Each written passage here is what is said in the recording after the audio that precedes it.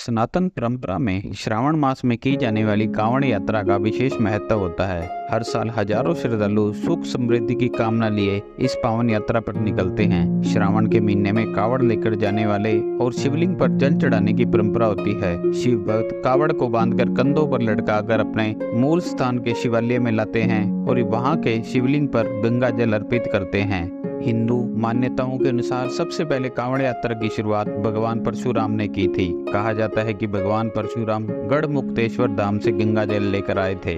फिर इस गंगा जल को उत्तर प्रदेश के बागपत के पास स्थित पूरा महादेव पर चढ़ाया था।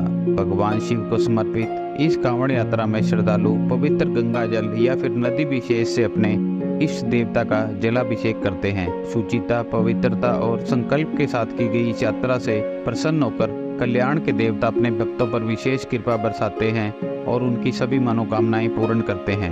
लेकिन ध्यान रहे, कांवड़ यात्रा के कुछ नियम होते हैं जिन्हें तोड़ने पर न सिर्फ यात्रा अधूरी रह जाती है बल्कि पूर्ण फल भी प्राप्त नहीं होता। कांवड़ यात्रा के दौरान बगैर स्नान किए कांवड़ को स्पर्श करना मना होता है, इसलिए स्नान होने के बाद ही अपना कांवड़ आगे लेकर बढ़ें। भगवान शिव को समर्पित इस यात्रा के दौरान कभी भी कावड़ को जमीन पर नहीं रखा जाता है। यदि कहीं विश्राम करने के लिए रुकना पड़ जाए तो इसे ऊंचे स्थान पर या साथी कावड़िए के कंधों पर रखा जाता है।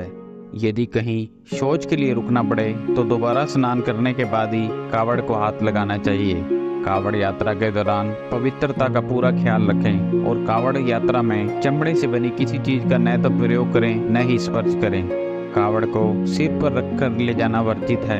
इसके साथ ही किसी वृक्ष या पौधे के नीचे भी कावड़ को रखना मना है। भोले के भक्तों को कावड़ यात्रा के दौरान गलत शब्दों का प्रयोग, क्रोध और विवाद नहीं करना चाहिए। कावड़ यात्रा के दौरान बोल बम और जय शिव शंकर का जयकारा या फिर शिव मंत्रों का जाप या मनन करें।